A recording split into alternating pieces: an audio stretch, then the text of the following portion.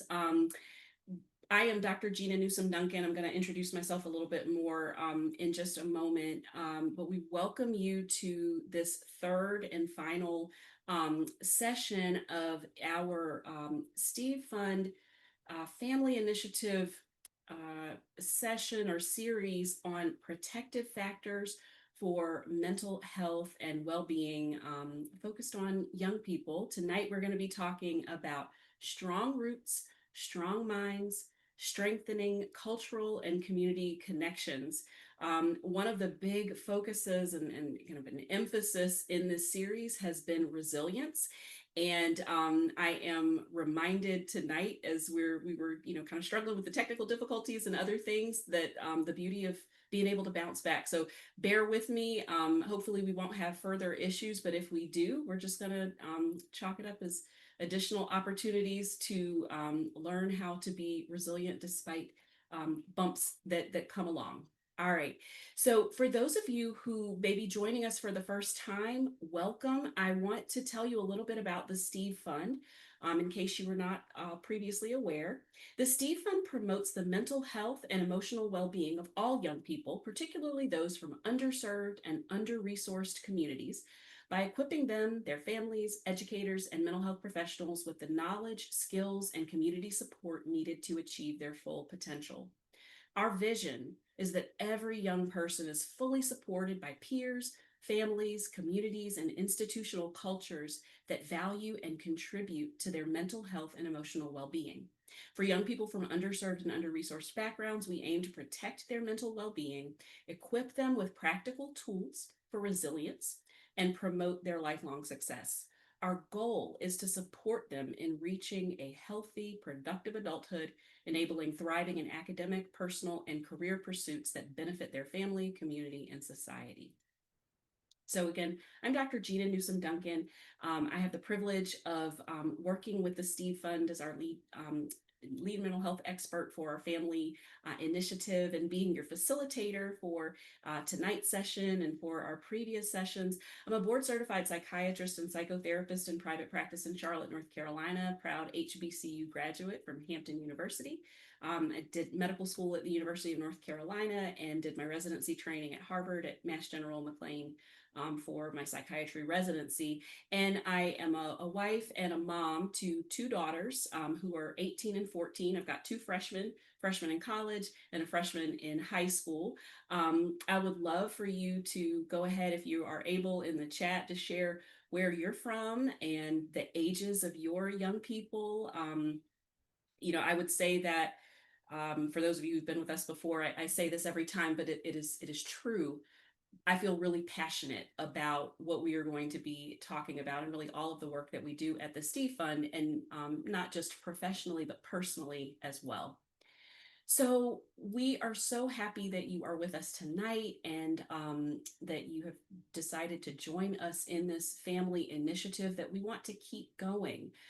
We are mobilizing parents, caregivers, and families to protect their young people's mental health, nurture their well-being, and help them thrive academically, socially, and emotionally. So our themes are protect, nurture, and thrive, right? And we have some calls to action.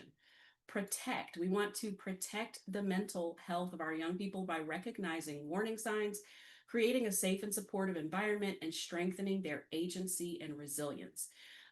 We want to nurture the well-being of our families by leading with honesty, modeling positive mental health habits, and helping our young people feel seen, valued, and secure. And then we want to thrive together as families by connecting to mental health resources together, honoring our cultural values, and creating positive changes in our communities. And so tonight, this last one about thriving with our cultural values and connecting with our community, that's where we're going to be focusing. In terms of our objectives for tonight, we're going to be talking about how cultural traditions, community engagement, and collective identity support the mental health and resilience of young people. We're going to list some tools that strengthen young people's cultural pride, sense of belonging, and connection to their community and their heritage. And then we're going to talk about the importance of active engagement with our communities and community institutions, such as our schools and our faith groups and cultural organizations, and how those help to support the well-being and empowerment of our young people. So we're going to talk a little bit next about protective factors and what they are. Then we'll shift into talking about culture, community, and resilience and how they're related, and then about strengthening cultural pride and community connection as intentional strategies for improving or enhancing our protective factors for our young people. And then we'll move into our closing. This is a webinar format. You should be able to, great, I was going to say you should be able to type in the chat, and I can already see that you all are doing that. So awesome. Please utilize this chat. If you're able, when we get to the end, if the technology allows you to, turn on your camera or come off mute, I welcome that as well. But in the meantime, please make use of the chat. I want this to feel as interactive as possible. In terms of our community values, again, want you to feel like you are engaging as best you can. If I'm going too fast, if you have a question, if you want me to to go back to a previous slide, don't hesitate to let us know. This really is an opportunity. We're building a community of growth. So this is an opportunity for us to connect in this way. And there's certain level of expertise that I'm bringing in my role as a psychiatrist and therapist, but I'm also drawing on my personal experience as a mom. And each of you have, significant experiences and other things, and there may be wisdom. So I encourage you, if there's something that you have seen or experienced that you think would be beneficial for others to know, please feel free to share that. Let's see, I do see a raised hand, and let me see if I can. Yes. Let's see. Is it Jing Lee? I see raised hand. And I'm trying to unmute, and if I'm not able to do that technically, for whatever reason, you can also feel free to put your question in the chat. But Patty, I'm not sure if you are able to assist with that. I think, Jing, you're able to come off the mic. I'm going to ask you to unmute. Yeah, you're permitted to talk, Jing, if you wanted to come off mute.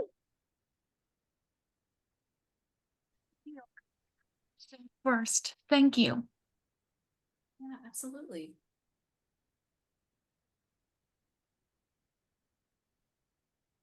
Jing, are you there? Yes, I'm here. I think I'll listen first. Yeah, thank you. Oh, okay. Awesome. Absolutely. Well, thank you. And also that gave us an opportunity to see that we can hear and come off of the mute. So awesome. I was just looking in the chat too, and I'm seeing the ages of your young people. So I see really great, great range here. So glad that you all have shared this information. I think we'll have really good conversation. All right. So for those who have been with us for the previous sessions, and actually if you were joined us for one or both of the previous protective factors sessions, if you could let me know that in the chat too, that would be great. For those of you who were with us before, these next couple of slides are going to be a little bit of a refresher, but I want to start by acknowledging this really great quote from Dr. Carl Bell, who said that risk factors are not predictive factors because of protective factors. So I'll say that one more time. Risk factors are not predictive factors because of protective factors. So we're probably all familiar with risk factors. And I've used this example before, smoking is a risk factor for lung cancer, for example, or having a very unhealthy diet and high cholesterol is a risk factor for heart disease. Well, when it comes to mental health and mental health outcomes and mental and emotional well-being, risk factors are attributes, characteristics, or exposures that can increase the risk of developing an adverse mental health outcome. And some examples of this are things like childhood neglect, discrimination, exposure to trauma, the loss of a caregiver or family member, abuse, community level violence, right? Excuse me. Protective factors, on the other hand, are attributes, characteristics, or exposures that reduce risk factors or independently act to increase positive outcomes. And these are examples, or examples include coping skills, access to care and support services, secure attachment to caregivers, having caregivers who have positive mental health themselves, and cultural practices and community cohesion. And so we have structured this series to kind of break protective factors down into several domains. And this is not, it's not to say that protective factors don't come in other or exist in other domains, but we've really focused on individual, relational, and communal protective factors. So in our first session, which was in August, we talked about individual strengths as protective factors and how this relates to our young people, how we can build these individual strengths to help our young people have resilience and to be able to withstand some of the risk factors that they may experience. So these individual strengths included self-esteem, coping skills. We talked about certain types of coping skills, and then self-efficacy. And we talked about the kind of positive cycle or positive reinforcement. When you have healthy self-esteem, you're more likely to use healthy coping skills, and that leads you to have, generally more positive outcomes that build that sense of self-efficacy, the sense that I can do it, which then reinforces your self-esteem. So we talked about ways that, first of all, that we can understand these individual strengths, and then some specific strategies for building them in our young people. In our next session, which was last month, we talked about relational coping skills, and specifically our family functioning and our family relationships and intentional strategies to enhance that positive family functioning and mental health. So building and maintaining open communication, strengthening emotional support and connection, staying adaptive and flexible, and establishing structure and stability. So if I didn't emphasize this earlier, I do want to just kind of drive this point home. Why now are protective factors so important? Well, we've had other sessions that we have done with the Steve Fund, and if you all get our family support newsletter, I'm sure you've seen our some of the things that we've done talking about the very stressful time that we're living in, and there's a lot of uncertainty. We are feeling it as adults, our young people are feeling it. And so at a time when there's a lot that may not be in our control or in the control of our young people, it's really important that we identify and really intentionally lean into those things that we can control and that we can try to build that act as buffers and support. So that's why we are really focusing all the more now on protective factors. So we've talked about individual protective factors, we've talked about relational protective factors, and now we're going to be talking about this communal community support, community connection. This comes from some research from 1979, Toftel and Turner, who wrote about social identity theory. So social identity theory tells us that a person's sense of identity and self-esteem are derived from both their individual characteristics and the social groups they belong to. So going back to that slide about individual protective factors and that individual self-esteem, our self-esteem certainly comes from our own internal strengths, the things we're good at, the things that our parents tell us that we're good at. But there's also an aspect of our self-esteem that we draw from the groups and the communities that we are connected to. So I want to just take a moment now and ask you to do some reflection. And if you are so inclined, would love for you to share in the chat, the questions. I'd like you to just take a moment and think about, how do you identify yourself? And what community or communities do you belong to? So just take a moment and think about that. How do you self-identify? And what communities do you belong to? And as you're thinking about that, I would also, just take it a step further and say, are do you self-identify in a way that's different than perhaps society identifies you? Are there certain identities that you feel have been placed on you by others or by society? And does that differ from how you identify yourself or the communities that you feel that you belong to? So again, if anyone is so inclined, please share it in the chat. If not, just like you to think about that as we go along. So now let's talk about what we were really going to focus on tonight, which is cultural traditions, community connections, and collective identity as protective factors. So cultural traditions, and these are things like storytelling, music, and spiritual practices. How do they promote or serve as protective factors? Well, they foster a sense of positive identity or a positive sense of identity.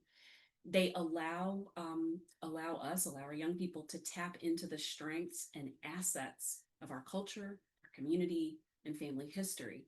And so that when we talk about that sense of self-esteem, um, seeing yourself as being a member of a group or community that has strengths and assets gives you a sense of strengths and assets that you also possess. Community engagement acts as a protective factor by building social connections and support networks. So enhancing those relational protective factors. It facilitates safe spaces. So when there are, the cultural clubs or community service clubs, organizations that that promote a sense of positive identity and provide a safe space, that is a protective factor. Community engagement also allows the amplification of our voices and increased collective efficacy, which is really, really important for our young people as they are learning and finding their voices. When they are connected with others in community, those voices can be amplified. And then finally, collective identity, which cultivates a sense of belonging versus isolation. Collective identity boosts a sense of a personal sense of worth, because again, when you're connected with a group and the group or your community succeeds, you see that success as part of your own. And it instills hope for a better future and builds collective resilience in the face of adversity. So before we go on, I'll pause here because I want to take a quick sip of water. If there are any questions or comments or thoughts, please feel free to share them in the chat while we pause for a second.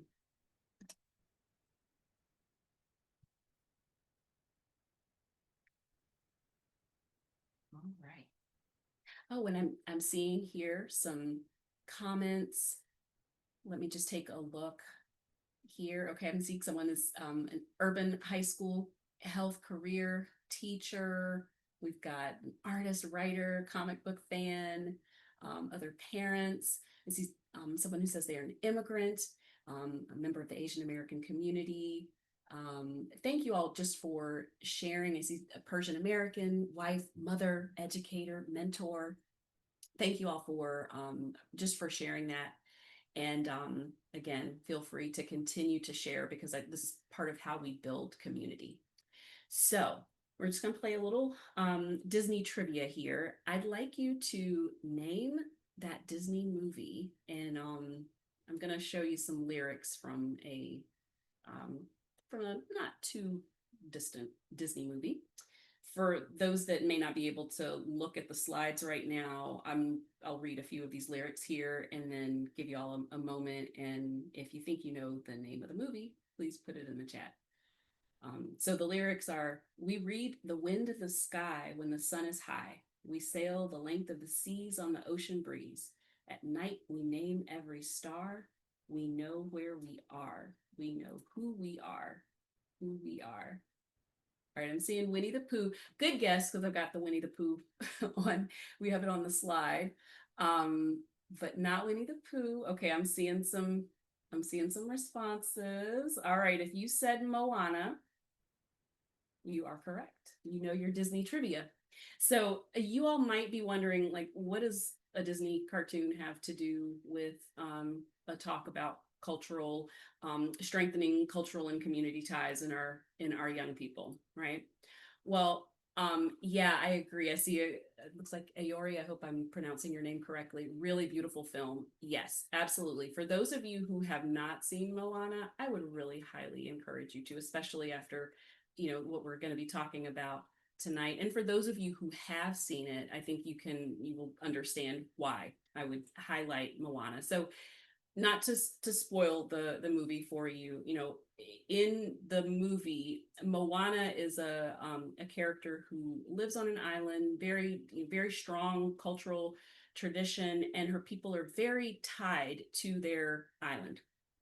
And they end up having to, seek some resources. They run into a problem, and it's up to Moana to help help her people. And in the process of preparing for this, she has this really amazing spiritual encounter where she encounters her ancestors and taps into ancestral wisdom and knowledge. And so there's a particular scene where this song comes from, and I've highlighted or put in bold some of the key phrases from that I think are really important. So we know where we are. We know who we are.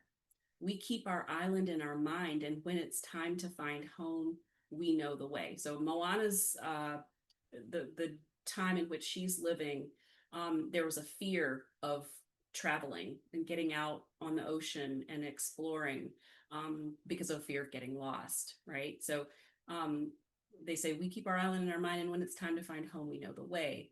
We are explorers reading every sign. We tell the stories of our elders in a never ending chain. We know the way, right? There's a later scene where Moana's has an interaction with her grandmother, who asks her, Moana, do you know who you are? And at this point in the film, Moana's facing a real significant challenge. It's not sure, not clear whether she's gonna make it to be able to do what she needs to do. And she, in asking that question, do you know who you are? She's able to tap into something that doesn't just come from herself, but comes from tapping into the knowledge of where she comes from and who she comes from. And then you have this beautiful statement where she says, who am I? I'm the girl who loves my island. I'm the girl who loves the sea. We are descended from voyagers. They call me. I am everything I've learned and more. And the call isn't out there, it's inside me. I will carry you here in my heart. You remind me that come what may, I know the way. I am Moana. So as you can tell, I really love Moana. It's a beautiful film. I watched it with my children when they were younger, but really taps into something profound, I believe. And I want to talk about now, what does it mean when you know who you are? Why is it important to know who you are, right? Well, when you know who you are, you have a sense of grounding, rootedness, belonging, and worth. And again, this is knowing not just who you are as an individual, because those things are certainly very important, and a sense of who you are as it relates to your family, your individual family. That's very important too. But this is also speaking to that sense of knowing who you are and where you fit in the bigger picture of your community and your lineage and your heritage, right? So knowing who you are, that sense of grounding, rootedness, belonging, and worth, it builds self-esteem. It promotes resilience, linking you, being able to have a link to ancestors who have overcome obstacles, can help you in the present to be able to have the confidence that you too can do what you need to do and overcome obstacles. It helps to put you in the context of viewing yourself in the light of a continuation of a struggle, and also overcoming and moving towards thriving. It combats isolation and loneliness. When you're connected to others, you can, trust and rely on others for support. And it's an important buffer against discrimination. When you know who you are, you can spot the lie in flawed notions of inferiority or superiority. You're not as caught off guard when micro or macro aggressions occur. Um, and you're equipped to act in ways that preserve your dignity. And then finally, it enhances a sense of purpose and hope. So knowing who you are is really important. Do your young people know who they are? And do they have that tie?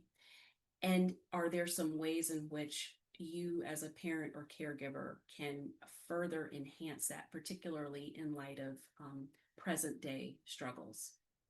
So cultural pride in this sense is not just something that sounds nice. Literature actually backs up this idea. Studies have shown that cultural pride reinforcement and cultural pride variables are positively related to important youth outcomes, including self-esteem, academic achievement, and higher levels of anger control. So children of parents who endorsed high levels of cultural pride, pride reinforcement messages. So in other words, children whose parents voice a sense of pride in who they are and where they come from, and important aspects of their culture, had significantly lower levels of anxiety compared to parents who don't do that. Another really important mechanism is intergenerational wisdom sharing. So research is a little more limited on this, but there are some existing studies that suggest that intergenerational programs can have a positive impact on young people. And so some studies have indicated things like better health outcomes and improved psychological well-being, including better emotion regulation and positive emotions. One study from 2022 found in particular that sharing wisdom, when older members of the community share wisdom with younger members of the community, that seems to be a very promising way, or an important mechanism in which these better outcomes and improved emotion regulation and so on are picked up. So the point here is that under-resourced communities, although under-resourced communities may face challenges, there are also knowledge-based skills, abilities, and networks that are possessed by under-resourced communities that make up community cultural wealth. And when we're aware of that, this wealth, we think of it in terms of money and financial wealth, but there's so much more to wealth, right, than just money. And so when we are aware of this and can think about these different ways of tapping in, it actually helps to open up our sense of what is available to us, and available to us as parents and caregivers, to be able to help support and bolster our young people. So I want to do a quick poll here now. And again, thank you for those of you that have already been putting information and sharing things in the chat. Would really, really love for us to pause a moment here and for you to share, as many of you as possible. If you can take a look at this slide and think about which cultural strengths are hallmarks of your community. I think there's a lot to reflect on here and to think about. So take a moment and please share. So, and again, for those of you who may not be able to look at the slide right now, I'm just going to read some of these. So cultural strengths, interdependence, collaboration, group harmony, empathy. So, as you're thinking about this, what are some of the characteristics or hallmarks of my community? Are we a group of people who really prioritize or have at the center of the heart our spirituality and faith? Or honor for our elders, is that seen as one of our prime strengths and cultural values? Or collective resilience, humor, or social networks or traditions? So I'm going to take a look at the chat now because I see folks putting information here. All right, I see interdependence, collaboration, and empathy. Love it. Collective resilience, interdependence, sense of belonging, faith, collective resilience, and humor for the African American community. See that? Awesome. If there are others, please let's pause here and think a moment, because again, at times when we may feel like there are certain aspects of our culture that have been maybe been criticized or have been overlooked. We're used to thinking about wealth again in sort of this monetary standpoint, but or from a monetary standpoint. But when we can actually take a moment and think about the strengths, can realize we're sitting on a gold mine oftentimes that we don't even realize when we think about what we actually may have access to. So I see here spirituality and faith, innovation, endurance, creativity, shared rituals and celebrations, sense of belonging, empathy, cultural pride, and collaboration. See innovation. This is amazing. So as you are continuing to share, I'd like you to also think about to what extent you feel your young people are tapped into these strengths, and to what extent they may give the same answers that you have given. And I love what Patastu has said here, that, you know, we love all of these strengths. We are strong as a collective, right? And so thank you for, for sharing. Continue to share and to reflect on this, and we can come back and talk about it when we get to the end too, if there are other things that you wanted to share. I wanted to talk now just about collectivist cultural values and mental health. So you're probably familiar with the term, individualistic cultures. There's certain cultures that are more individualistic, and typically American culture in general and other Western cultures are often thought of as kind of individualistic, where the individual and the individual's goals and desires and dreams are kind of placed at the central importance is placed there. Well, there are other cultures, and many cultures that people from under-resourced communities, particularly in the United States, come from cultures that are much more collectivist in orientation.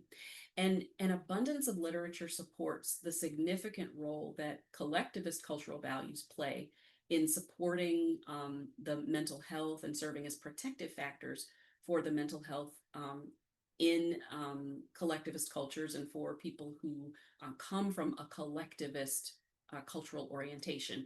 And certain values include social support, being other focused rather than individually focused, and an importance of spirituality and religion. And so, thinking back to some of those cultural values that we were just identifying on the previous slide, that was coming through a lot in many of the cultural values that you all shared or identified with your particular culture. That sense of supporting others and being there for one another, being other focused rather than individually focused, and then faith and spirituality. So I'm just looking here at a couple of other comments. Let's see, respectfulness, collective resilience, faith, empathy, honor for elders, and humility. Yes, love that. And I'm seeing here a thought, let's see. Gail says, not sure how well collective resilience has been passed down to our younger generation. I thank you for sharing that. And, I posed the question, right, of, how well do you feel things have been passed down, and just kind of thinking about that. That would be maybe a really good point for us to come back to and brainstorm when we get to our discussion. And then I see Sharon says, this is such a wonderful way for my students to acknowledge and honor cultural strengths, even outside of government categorizations. They may be categorized as immigrants, urban or rural. So great. Thank you for sharing that, Sharon.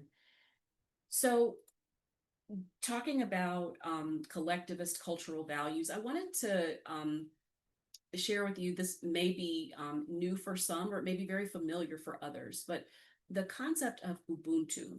Ubuntu is a Bantu word, and from the African continent. Um, Bantu peoples are spread throughout the continent of Africa, so this is not unique to one particular African country or culture. The concept of Ubuntu, I am because we are, and since we are, therefore I am. And it's been defined as African humanism, or a people-centered approach to looking at the world. Could also be thought of, Ubuntu could be thought of as the intricate relationship between people, country, environment, and spirituality. And what it speaks to is the idea that what happens to the whole group, and whatever happens to the individual, I should say, happens to the whole group. And whatever happens to the whole group, the community, or the country happens to the individual. It also, in the concept of Ubuntu, really leans into this idea that, or belief that people, country, environment, and spirituality are all intricately related. So another way of putting this is, a person is not a person without other people. So we only have identity in the context of where we fit and how we are within our whole, or our the community that we come from or we are a part of. So I wanted to share as an example Kwanzaa. For those who are familiar with Kwanzaa, this will be, a refresher for you. And if you celebrate Kwanzaa or are aware of Kwanzaa, please let me know in the chat. For those of you who are not familiar with Kwanzaa, I'd like to tell you a little bit about it because one, it comes directly from Ubuntu and Ubuntu principles, but and another, it is an example of a cultural celebration and a way of acknowledging cultural heritage. So Kwanzaa in particular it's a celebration of African American and Pan-African culture, history, heritage, and values. It's a non-religious cultural holiday. So my family, we are Christian. We celebrate Christmas and Easter. Our Christianity is our faith tradition. We also celebrate Kwanzaa. Kwanzaa, again, is not a religious holiday, but it's a cultural holiday. And it is celebrated from December 26th to January 1st.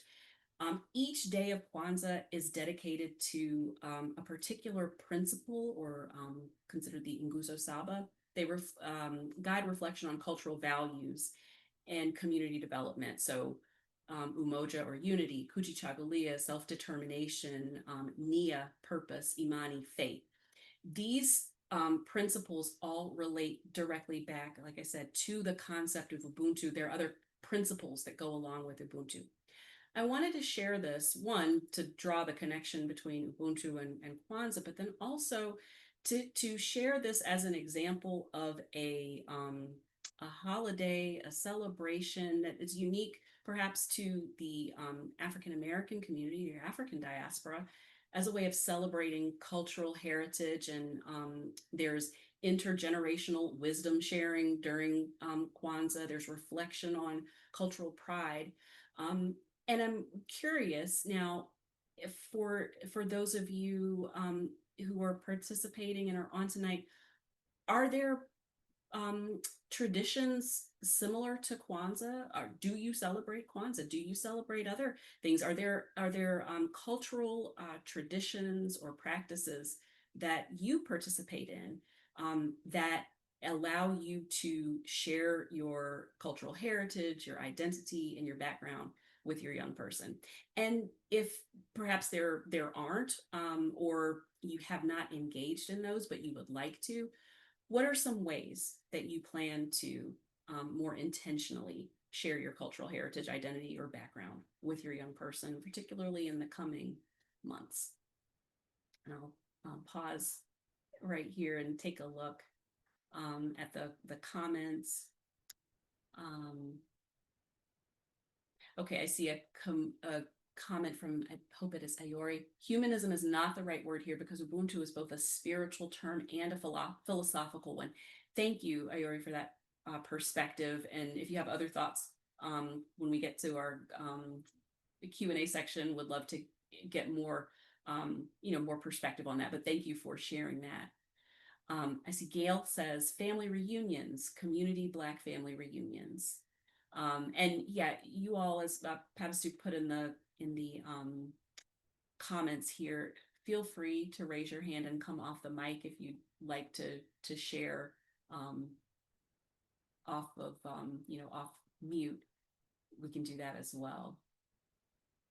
Okay, and I'm seeing Jing had a question about Ubuntu. I am because we are, since we are, therefore I am. So yes, Ubuntu, as I was sharing just a moment ago, Jing, is a concept, and as Ayori shared here, there was a quote that I had read earlier about it being defined as African humanism.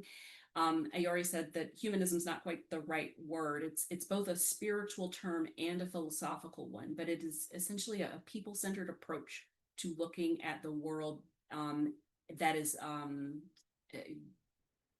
don't want to make overgeneralizations, but it is an African concept that really transcends specific societies, cultures, or countries in Africa, but is a way of looking at oneself in relation to one's community and ties to spirituality, the environment, and broader collective. So if there are others that have suggestions or thoughts about expanding on that, and Jing, I hope that answers your question. And again, others, please feel free to chime in. So if there are some other thoughts that you all have about things or ways that you already are celebrating your cultural heritage and identity and background with your young person, please, again, share that with us. Here are some suggestions or ideas, and I'm sure many of these are things that you're already doing. But sometimes it can be helpful to just, to consider so that we can be more intentional.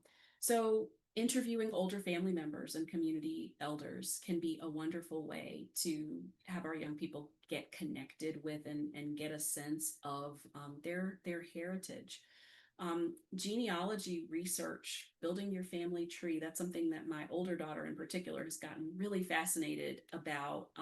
It's something I was always interested in, but now that she's gotten interested in it, it's kind of turned into a hobby together. Making a list of ancestors who demonstrated significant resilience, and this doesn't just have to be your own direct genetic ancestors, but maybe members of your community, broader community, that demonstrated significant resilience that you can look to as heroes. Other things, cooking traditional dishes, speaking and teaching your children your native language, practicing cultural and spiritual traditions, storytelling, right? There are certain stories that my grandmother told me when I was a little girl that were passed down from her grandparents, and I've been intentional to tell my daughters so that gets passed down because it's a really important part of our culture. Participating in creative activities and artistic expressions, attending cultural and community events, cultural travel. So there's so many different ways that we can do this. And again, there may be things that we're already doing. Sometimes we kind of just want to pause and take inventory and say like, hey, I'm actually doing these things already. And maybe I can pick a few others that I want to do, or to be even more intentional. And also to think about saying to our children, this is why we're doing this. So, I want us to work on our family tree together because I want you to know who you come from and what they've done and what that means for you, right? I'm seeing, let's see here in the chat. All right, food. All right. So food as a way of sharing your culture, but still beautiful. I see my mom makes chicken soup. I make turkey soup using the same recipes. I love that. Julie says there are cultural values that are created within the home and upheld by families. if not so well within the broader community. Children are never excused from the table without an expression of gratitude in our home. Meals for us matter. Kitchen table wisdom is real. Some inherit through family lines, others create them as we build families of our own. I love that. Thank you for sharing that, Julie. It's beautiful. Natalie says storytelling. I see, I think it's Altagracia, language. And Ayori, I love these slides so much. Hope you all share them. Yes, so we will be making these available.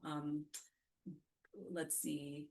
Such powerful information, foundational wisdom. Awesome. Thank you. I'm so just appreciate that feedback.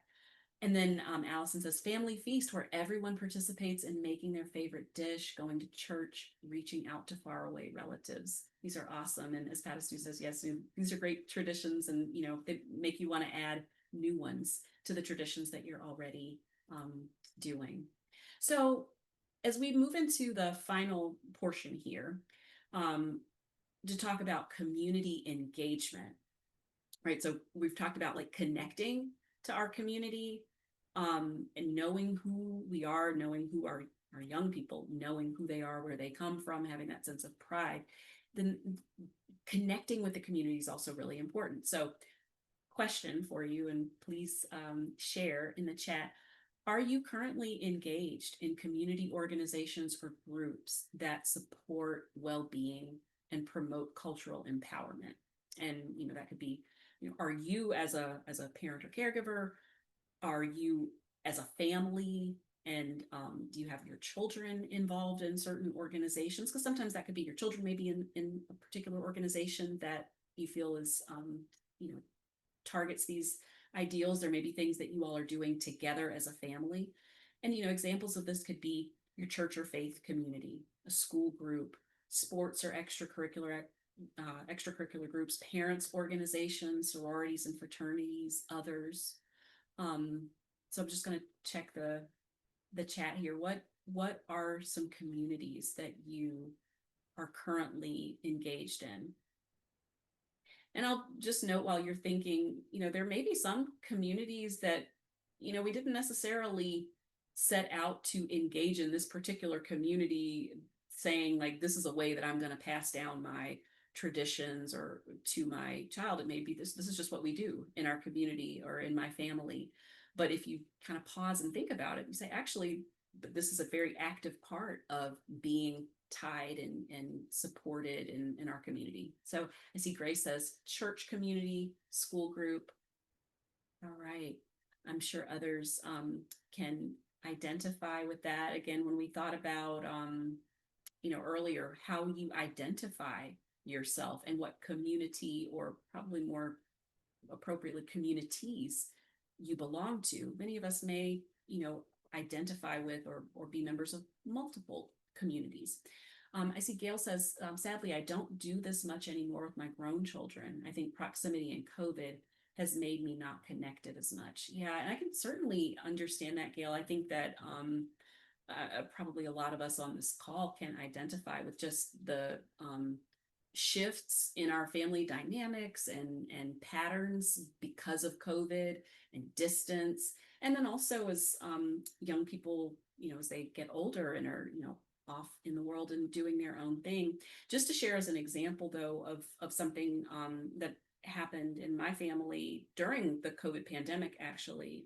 This was our uncle, my husband's uncle, sent a message out to all of the family members. He had been doing some like genealogy work and research. And so he sent a message and said to all my husband's cousins and all the members of the family, and said, I'm doing a Zoom at this time, and I want you all to hop on, and I want to share some information that I've learned about our family. And then it was like, a wonderful hour. We got our kids on and all the younger cousins, and he told stories about one of their the great grandfather who had, how he had resisted discrimination and stood up for their family and done things. And it was really empowering. So thinking about ways, even when there's distance that separates us, and even as our young people get older, there's still a lot that we can pass down. It may look like, being creative in certain ways. But if there are other, other suggestions, or if maybe others have you've had similar experiences, or maybe others, please share that as well. Um, want to talk about the power of collective action, right? So there was a 2019 study that found that young people who engage in collective action through civic activities such as voting and volunteering often experience positive long-term outcomes, including higher income, more education, and better mental health. And there's a whole list of benefits that come from volunteering and community service for young people in particular. It allows them to demonstrate leadership. They develop new skills. It allows them to reach beyond themselves.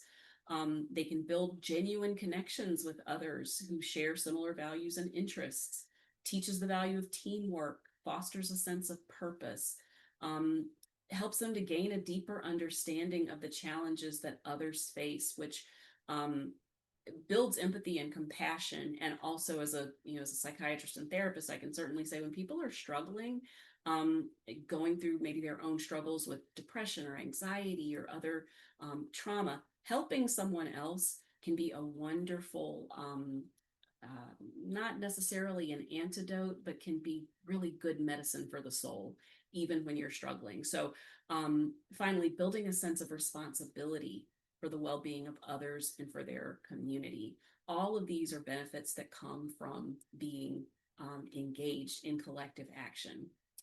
Um, so would love you to take a moment now and just think, how can you activate your family's values through civic engagement, volunteering, and collective action? And maybe you're already doing that. And if you're already doing it, please share. Um, and if you are not, or if there's some additional things you'd like to do, please share that as well. I will share as an example that in my own family, my mom, she's a shero to me in so many ways, but my mom has been retired for some time, but decided a couple of years ago that she really wanted to get active in helping get out the vote. And so she's now gotten very involved in our local election process, and she goes door to door and canvasses, and she's organized folks, and she's in her 70s, right? And I'm so inspired by what she's done, and the way in which she is using her voice and getting engaged and building a sense of community, and then getting us as a family engaged, because of course, as my mom and we live in the same area, she lets us know, hey, early voting has started, you make sure you get out and vote, right? So yeah, I'm looking here in the chat. I see my sister started doing Persian poetry with our dad over Zoom, and we interpret and discuss the meaning and ask our father, who knows the language better. I need to do something like that with my children. I absolutely love that. I don't know if I hope I'm pronouncing your name correctly, Arezu. If I'm pronouncing it incorrectly, please, you can come off of mute and let me know. That is absolutely beautiful. I love that. I see Allison says support school communities, teen wellness, and social groups for elders. Hayori says getting out the vote is so OG. I know, right? Um, Monica says my son is the one who pushes us to all vote, and we go as a family to vote too. Yeah, in my family, it's something that has been passed down. When my grandmother she was born in 1926. When she was a child, her parents got the right to vote for the first time as adults. They were like probably in their late 30s. And they took her to the poll with them to vote for the first time, because as African Americans in the South, they had not been able to prior to that time. And so voting in my family is extremely important, and is something that my family, we are, just, it's very important, and it's passed down that, my great grandparents didn't get the right to vote until they were in their 30s. So every election, no matter how small, municipal, whatever, we are going to vote, right? So keep these comments coming, and just continue to think about how you can also be engaged, right? And thank you for correcting me. So Arzu, I hope that I said that correctly. Thank you. All right. So final point for us to just think about, and then I'll open it up for some questions and discussion. Um, Thinking about dispelling false notions of superiority and inferiority, because where those exist, they are false. Um, no one group is better than another, right?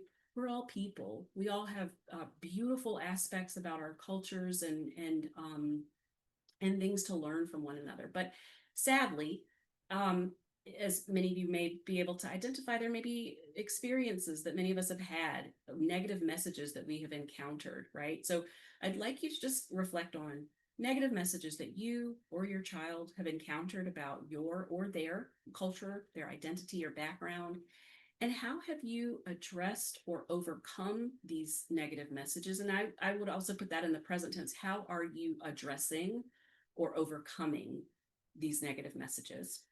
Um, of the messages that you have internalized, because it's hard to live in a society where there are negative messages and not internalize them to some degree. So, of the messages that you've internalized, how are you healing the impact of that pain and trauma? And how are you supporting your young people in addressing and countering those messages? All right. So just some thoughts for reflection. And this may be a slide you just take a screenshot of or just continue to think about. These aren't necessarily this is not a quick answer, but something more that I just kind of want to leave you with and thinking about. So as we wrap up here, our theme for this protective factor series has been thrive, right? We want to thrive together, focusing on strengthening our family bonds and secure attachment, healthy habits. We want to be rooted in resilience for our young people. We want them to feel solid in their identity and self-love. We want them to have a sense of their voice and choice and to activate those, and then to feel empowered and engaged, to participate in collective action and social change. And then just to show how each of these aspects, each of these areas of protective factors, individual strengths, responsive caregiving and positive family functioning, cultural pride, community connection, and collective identity all work together to equip our young people with the protective factors that they need to not only survive, but actually thrive. We always like to share resources. You don't have to do it alone. The 988 Crisis Lifeline is available, and we've got the direct links in the chat. The Steve Fund has a crisis text line. You text Steve to 741-741. Tapping into school counseling resources for our young people, being aware of free and low cost therapy options, I think is really important, because I know that this is a time where many people may be struggling with regard to health insurance or cost, job insecurity, and things like that. So there are some really important resources. We have our newsletter, My Digital Sanctuary, and you can follow us on social media and on our website. We also have in the chat our survey. Takes less than 5 minutes. Really, really appreciate the engagement and the feedback that you've given during this session tonight, and particularly for bearing with us with the technical difficulties. Please take a moment to fill out the survey, because it helps us to better refine our content and make it as relevant as possible. So I know we're right at 8:30, but we can take a couple of questions. And I see Jing has your hand is raised. You can come off of Hi. me. Hi. Yeah, thank you. Thank you for the workshop. I have a question. My daughter is a senior. I think the therapist told me she's gifted, but is in a synchronous development, like her social, emotional, or physical development seems to be behind her intellectual development. Mhm. So, like as a senior, she still doesn't fit into her classroom very well. Like when, for example, recently a teacher was giving a joke, several jokes, and everybody laughed except her. She didn't feel funny. And after she was aware of that teacher noticed her, and then she pretended to laugh, but the teacher could tell and kind of publicly say, blah, blah, blah, why do you pretend laughing? And so she was scared. She came back home to talk about this. I think there was always this kind of scenario of not fitting in a group. I felt like the teacher, when so how can I help my kids when she couldn't connect well at school with peers or teachers? Um, that's my question. Yeah, what a wonderful question. And I really appreciate that, Jing, for you just bringing that. There are several thoughts that I have. One is that asynchronous development is something that is not, it is not as uncommon as we may think. And again, for those that may not be aware, asynchronous development just refers to the idea that some young folks, young people may say develop at different rates with their intellectual capacity, their academic ability. Let's say maybe they're in ninth grade and they're reading at the level of a 12th grader or even college, but socially, emotionally, their kind of interactions with their peers, they may be more like a middle schooler, an eighth grader, seventh grader. And so that asynchronous development is something that's often seen in young people who are what we call neurodiverse, and that may be kids who have ADHD or are on the spectrum or just their own unique kind of development. So that definitely happens. I think that your first of all being aware of this, and it sounds like I think you started off by saying that your daughter is seeing a therapist. Is that right, Ching? I just want to clarify. Yes. Yes. So I think that having the fact that she is connected with a therapist is a wonderful thing for you to do for her, because it's giving her a space to talk about how she feels and also to be able to have that conversation and communication with you. I think that when experiencing something like that sounds really pretty terrible for a teacher to do, and not all teachers are they're humans, they're not all perfect, and sometimes they don't recognize that what they're saying is coming across or how it's landing for a student. I think to be able to say to your daughter that what she experienced, that you can validate that, yeah, you understand why she felt the way that she felt, and maybe have her talk to her therapist about ways if she feels like she would want to talk with the teacher to explain that.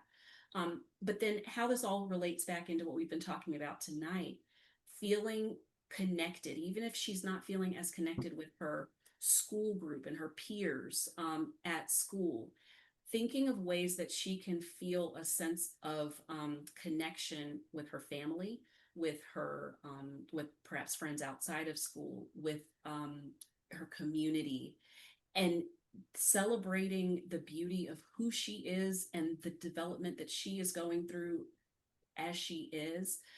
Those are ways that I would recommend helping to buffer against those unfortunate kinds of experiences. I hope that that's helpful. Thank you. That's very helpful. Okay, great. I see a couple of other comments. Ayori says, Jing, I didn't talk much at all until I was about 20. I didn't get jokes and stuff and didn't fit in. It's okay. Many geniuses are different. Yes, I would absolutely agree. Love and accept her and teach her to play to her strengths and focus on the friends who get her. Yes.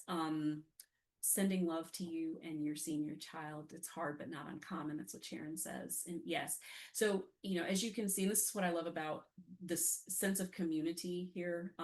Jing, I thank you for sharing. I thank you, Sharon and Ayori, for sharing as well, letting Jing know you're not alone. And many of us can identify and relate with this. That's the beauty of being in community and finding ways for our young people to find community. Again, I would recommend the My Digital Sanctuary and other Steve Fund resources.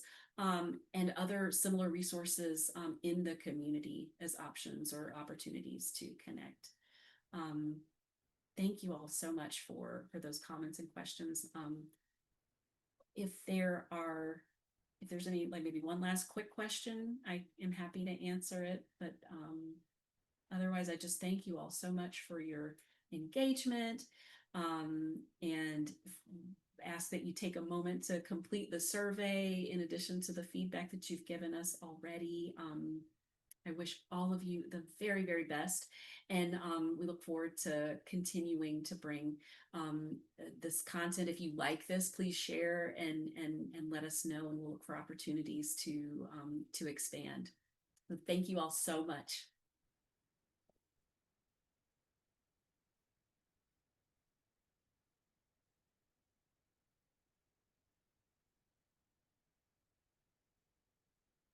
Absolutely. I see Sharon says, what a beautiful way to spend my evening tonight with all of you and your experiences. I feel exactly the same. Thank you so much. I will let Patastu share whether we'll be sharing the recording or the slides. Patastu, can you speak to that? Yes, we are going to send a follow-up email with the recording of this webinar, as well as some of our previous ones if you didn't get a chance to watch those or join us. And we'll also send you all resources again too. Awesome. Thank you all.